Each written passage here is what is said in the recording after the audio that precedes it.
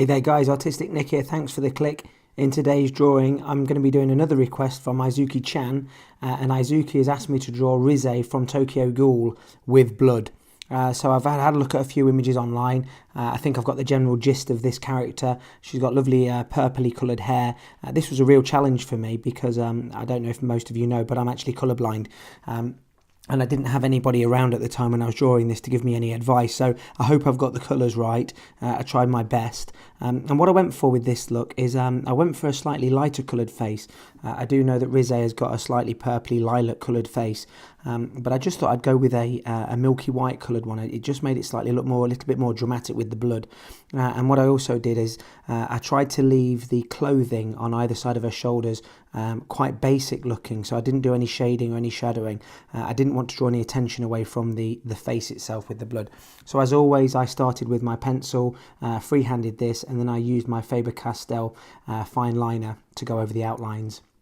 I used Copic Markers to do the colouring, and as you can see at the moment I'm using some very sort of light lilacs. The colours I used were a prune colour, an ultramarine. I used a violet and an amethyst for the hair.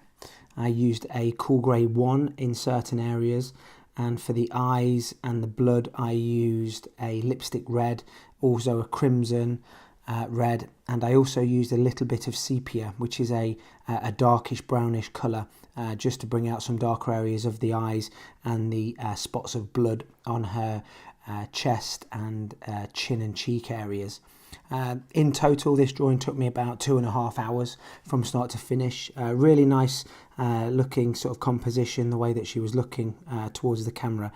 I didn't add a background on this one. I wanted it to look more of a portrait look, and I just felt that I wanted to keep as much attention on the blood and the eyes as possible. Really enjoyed doing this. Thank you so much for the request, Izuki. Don't forget to subscribe to my channel if you haven't done so already, and hit the notifications button.